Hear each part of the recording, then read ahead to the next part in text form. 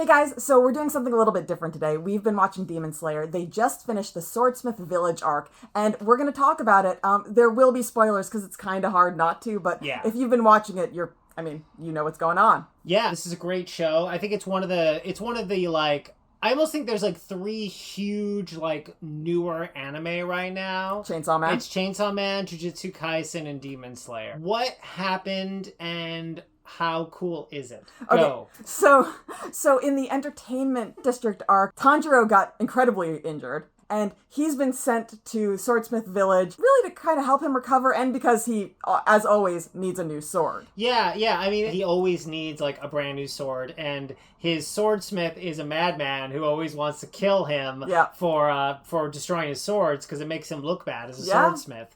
And so this time he's going to the village. But of course, there's shenanigans afoot because, Muzan, the bad guy, he really wants to get rid of all the demon slayers. Yeah. All the demon hunters, rather. So they somehow discovered, like, where the Swordsmith village is, even though it's a big secret. I don't know, did they ever actually disclose how he figured that out? They never quite said how he figured it out or how the guy in the pot figured it out. Yeah, but anyway, they figured it out.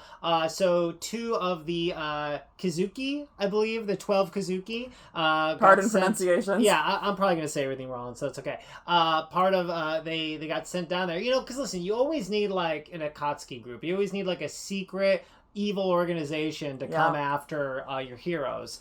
And Muzan has now realized that sending one at a time is not working. Yeah, they're getting taken out. And so 2 of the upper ones went, and these guys were freaky. They were. I really, really, really liked both of them. Honestly, I liked the pot guy, the guy in the pot. There's always that artist bad guy that like is so focused on their art and the beauty of their art, and everything they do is art, including when they're murdering people. Oh man, though the when he had the swordsmiths and they were still alive and he could like twist the blade and they would scream. Oh, that was so wrong. See, the thing about this show that I find like really interesting, by this point I really like nailed it down. Like this show is kind of like it feels in a lot of ways like Naruto, like a lot of like the demon hunter stuff and like a lot of like the big feelings in it, but it's also a lot like Attack on Titan, where it's like it's really grim in places. Like it's really hardcore and the villains are really, really, really deadly and mean. It's really hardcore, but your main characters are so much more hopeful than in Attack on Titan. Yeah. So that's where it leans a little bit more into the Naruto. 100%. But I loved him for the bad guy, and I thought the guy that split up into a bunch of different ones was also really, really bunch of different emotions or whatever. Yeah. Some of them didn't really fit emotions, but work, whatever. Yeah. Though it was odd that we finally, on the 3rd season, got another villain that was like hitting drums in order to do something evil. You know what? Like, music is full of emotion and full of power. That's true. So like, and isn't a drum a more interesting weapon than a sword? Yeah, but he could have used like an electric guitar, maybe like a keyboard. Well, we know there's that one with the biwa, so, That's true, yeah. No, I think that the drums are really cool. Also we got kind of a little more, each one of these arcs now, they sort of like focus on a different, like 1 or 2 different Hashira. Yes. Too. And in this one, we got two Hashira we hadn't really spent a lot of time with. Mitsuri, who is really fun. Yes. She's like this total badass, super strong. She's the love Hashira. She is, and I love her sword. That like so cool. Like a whip sword. It's a whip, yeah. And she's really is that like funny. Ivy? From Soul Calibur way back in the day, yeah. But I also love that, like, I loved her backstory. Yes. And I loved it was a very, like, be true to yourself type backstory. And it wasn't tragic like so many of the Hashira, like so many of the demon hunters in general. Yeah, it wasn't like, I came home one day and my entire family was dead because a demon ate them. It was like, are you sure you have enough motivation to be a Hashira? Yeah. I love her motivation, too. It's, like, really funny. It's love. Yeah, hey, there's nothing wrong with that. Nothing wrong at all. And also Muichiro is the other Hashira that we spent some time with. Muichiro he's been such an interesting one because his whole thing is he has no memory, like and he's just it makes him into a very kind of cold character. And learning his backstory, once again, so tragic, but because we learn it, it's when he's remembering it, and it's such a beautiful moment. Yeah, his was definitely more of like the OG story, the backstory that most of these guys have, because they all have like essentially like the Batman backstory, like, you know, they were like happy and then like a demon showed up and killed everybody. Basically, Tanjiro has like has the story that most of them kind of follow. But yeah, he was great, and I love sort of how his personality changed. Yeah. I also like to see all their different styles too, you know, because like Tanjiro has his water style and like his newer sort of fire style. You know, like Zenitsu has his like thunder style. So it's cool to see everybody sort of like having their own kind of like sweet version of like breathing technique and their own fighting style, and his was really cool. Yeah, and then in addition to the two Hashira, Genya is also there. Now Genya sort of popped up throughout because he was there, you know, at the selection in the beginning, and he's sort of shown up. And once again, he's a sort of angry character, but we get to learn his backstory too, and it's much more. It leans much more into the tragic, but he's someone that sort of needs the kind of friendship that so many of these characters do. Now, we have sort of these three side characters that sort of take the place of Inosuke and Zenitsu, because we don't have them in this arc. Which is kind of crazy, because, you know, they were so core for, like, really, like, the second half of the first season, and then all of the second season. Right. So it was really wild to have them sort of gone. I think overall it works, because you can have them just sort of... You don't want them just being there all the time to be able to bail Tanjiro and Nezuko out, but also at the same time, like, you miss them because they're funny. They are. They definitely are. But it's really good to see. You need Tanjiro to be able to work with anyone and to not, like you said, it's bad if a character has to completely rely on specific people all the time. Now, obviously, Tanjiro and Nezuko, they will always be a pair. Yeah. You know, like, yes, they can be separate, but it's weird if they're not together, if they're like completely separated for whatever reason. But the two of them can be off from the other two. Yeah, and it was also fun just sort of like being... I like the fact that it wasn't just saving like humans. It was literally like an attack on the foundation of the demon hunters, because like if their swordsmiths make their special swords, which are the only swords that can kill a demon. You know, you can't kill a demon with just a normal sword. And so it was like really important that they save everybody. Yeah. And I thought that was really cool, and I like the way the villains in their plot are sort of like ramping up and getting more and more sort of like just like logical. I think that's what I really like about this show, is generally speaking, there isn't a lot of stuff that sort of like comes out of nowhere. Right. It all feels like generally like very thought out. Oh, and I was just gonna say, I just think that, like, you know, one of the things about Tanjiro I really love, you know, is he's one of these really great anime heroes where he's a lot like Deku in My Hero Academia, where he's like very sweet and very good, and he's like a total try hard, like try king. Like he like really, you know, does his best, and we always are hearing in his head his inner monologue, and so we know like how much pain he's in and how he still has to like force himself to like save somebody or do a thing even though he's broken. Yeah. Like much like Deku, he tends to have like broken ribs, a broken leg sometimes, you know.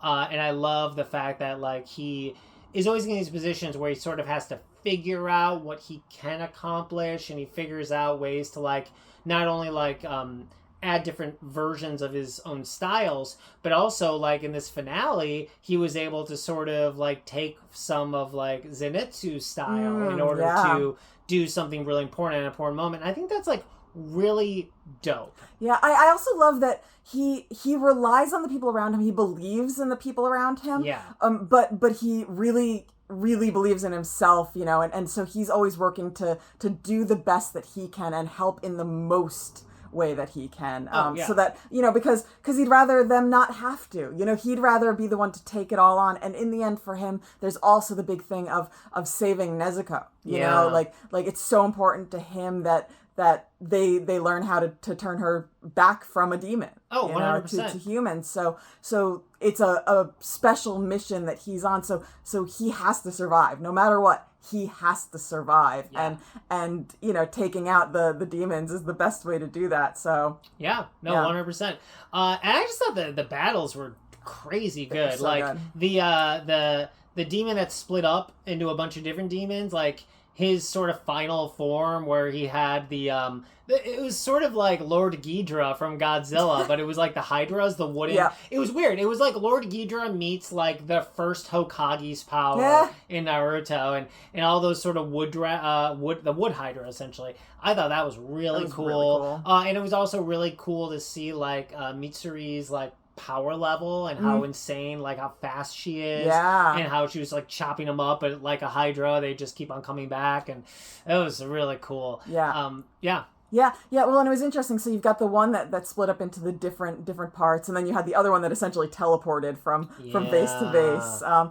So it was like these separate fights that were going on, and the different characters that were sort of facing off against the two demons, which were two demons technically, but actually more than two because of the splitting powers. And then just sort of trying to deal with it all, while, as usual, you've got Tanjiro dealing with, oh my god, what's happening with his sword?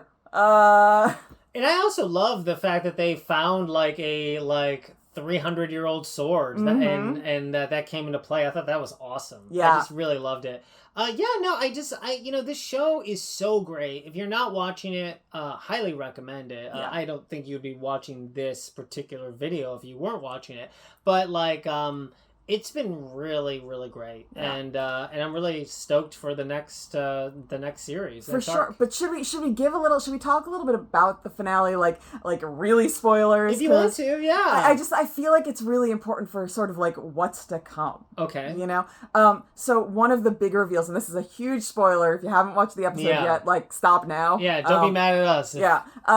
So one of the huge things is that, Tanjiro has to make a big decision. He thinks that he's killed the main demon, but he hasn't. And it's going after a few of the swordsmiths, but the sun is coming up. And he has to decide, is he going to go after the swordsmiths or, and save them from the demon? Or is he going to keep on covering Nezuko to protect her from the sun? Because the box is gone. He can't just shove her in the box. Yeah, he can't make a decision. Nezuko makes it for him. Yeah. Sends him off flying towards the swordsmiths to save them because she's a hero. Yeah. And so he goes and saves them, and he is bawling because he's lost his sister. Yeah, because she's burning up in the sun. Yeah, because you actually see her burning. You see like the ash coming off, but she's not dead. Yeah, she has become immune to the sunlight. Now we don't know why. We don't know if it's just her cells the way they work. Maybe it's because she doesn't eat humans. Yeah. We don't exactly know what it is about her, if she's just special or if it also has to do with the way that she has evolved as a demon. Yeah, well, I think that there's a few things. So she's like a legit blade daywalker. Yeah. Nezuko is really special. I think what's really cool about Demon Slayer is the fact that walking into it, I thought it was going to be a story of a boy who wants to be the best demon hunter. You know what I mean? And really, you realize, as it goes on, that really it is truly, about the best brother-sister team in the history of anime. It really is an equal story of Tanjiro and Nezuko and their journey and how he's becoming the best demon hunter and she's becoming the strongest demon. Yes. Essentially. But you're right. I think part of the reason that... and it was cool because it was almost like an outer layer burned off her or something. It seems like... She was purified by the sun. Yeah, well, it seems like one that... there's got... I think, one, you're right. I think her not eating people is a big part of it. But I also think, we're finding slowly that there seems to be something going on with Tanjiro and that sort of, demon mark that he gets when he's really fired up, that I think sort of happened in the entertainment district when he's literally really fired up. Yeah, he's really fired up and his mark changes. Yeah, and so you gotta assume that they're clearly, and also we know his father had that special the fire dance. Yeah, so clearly he's from some sort of lineage that they're gonna talk more about as time goes on, and Nezuko obviously is part of that too. Yes, so I'm assuming that probably the combination of her staying pure without eating people plus that probably has to do with it. Absolutely. And so, you know, other than that, you know, it's only just sort of supposing, you know, like we're finding out more about, you know, about Muzin and about, like, you know, he's 1,000 years old, so God only knows who's related to him other than, you know, the master, who we already have found out is. Yeah. So it's really exciting. But the problem is now, it's funny because you're always wondering what they're going to do next, you know, because at first it was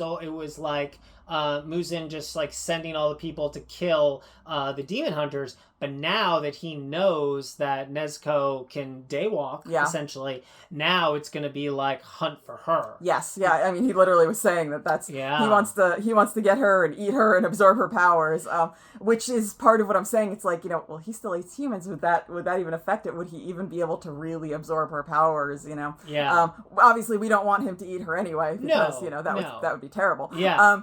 But that would not be a great end to that would be an awful end to the show. Yeah. But yeah, it's just such a crazy thing, you know. So now Tanjiro has a special sword. Yes. Nezuko she's still a demon, but she can walk in the sunlight now, and she's back to talking, although she's still a little bit like stunted, you know. She's still kind of reverted back to sort of childhood talking. She's not really back to her old personality yet. And you know, that theoretically will come with time. There's, you know, as the demon doctor lady said in her letter to Tanjiro, you know, she's got something that she's focused on more right now that's more important to her. So you know, I'm really interested. It's really exciting. So the next arc is the Hashira training arc. It's going to be awesome. It's going to be so exciting. And it makes sense because at this point Tanjiro has you know, fully defeated, you know, one of the 12, you know, and helped out with like a bunch of the others in big ways. He's the most central of these guys. I mean, he's the only one who's met the actual like main villain. He's been involved in every fight with one of the main like the villain upper, teams. Yeah. And so it's kind of like, you know, it would make sense that, you know, they all need to sort of get there. Yeah. You know, especially because, like, I think at this point, like, they fridge Zenitsu and Inosuke enough that they need to, like, get them back in. Yeah. Yeah, well, you know, in the least, Tanjiro should be a Hashira at this point, or at least should be, like, well on his way to being given the title. Yeah, on his way, for sure. Yeah. Zenitsu and Inosuke, they also have earned the right to sort of be at least sort of training for it, but whether or not they're, you know, quite as up there as Tanjiro, that's sort of debatable for many reasons. Yeah, I mean, the problem is like Tanjiro just sort of like, he's got that like Deku thing where he just kind of like figures out a new thing, you know, at the end, and like Zenitsu's awesome, but he does like one thing really well. Yeah. You know, I wonder what the mark on Tanjiro's hand says at this point. Oh yeah, I know, that's true. Is that just good? Does it just change? Does it just tell you when you've become that, like, or does it have to be bestowed on you? That's really interesting. I don't think they ever really explain that, do they? No. Yeah. You could find out what it is by. It just says the master. It's like, oh no, what happened there? He's that good. But yeah, no, I love this show. It's really great, and yeah, I thought this fight was really good, and I also just think that they're really. Tanjiro is really getting like so strong. You know, his journey of sort of building up his abilities, because like really in the first episode he is like a normal kid. Yeah. You know, his power is being nice in the first episode. And the only thing he really does in the first episode is he's clever. You know, he like he has that fight, you know, with that initial Hashira, and he is able to sort of trick him, and he's got a hard head. Yeah. But that's really it, you know. True. And so, you know, his sort of growth has been really exceptional in the show, and really, really cool. Yeah, well, I mean, he went from not knowing demons were real to like... Yeah. So here's a question. Yeah. Do you think in the Hashira training, do you think Nezuko is going to be getting to do some training this time? That's a good question. Because she can be out in the day now. Yeah. And she's really proven herself as, you know, part of the team. And now she's talking. She's not just sort of feral as she had been. So do you think that she's going to get to sort of undergo some training herself? That's interesting. Maybe, you know, especially like if there's a Hashira that uses more like hand-to-hand combat. because that's kind of her thing. I think it would be weird to give her like a demon sword for some reason, especially because like she really is. She has good martial art abilities. And instincts work very well for her. She can't kill a demon, at least that we've seen so far. But she can certainly help to stall them and help Tanjiro and the other Hashira take him down. Yeah, I mean, she tears them apart. I mean, and I love her exploding demon art. It's so cool. Yeah. And so, but that's a good point. I think maybe they will do something like that. All right, cool. Well, if you guys, if you're at this point and have not watched Demon Slayer, I don't know why you watched this video, but we appreciate it. But if you haven't yet, it's on Crunchyroll, and I would highly recommend it. I think that's it, right? It is indeed. Cool. All right. Talk to you guys later. Bye.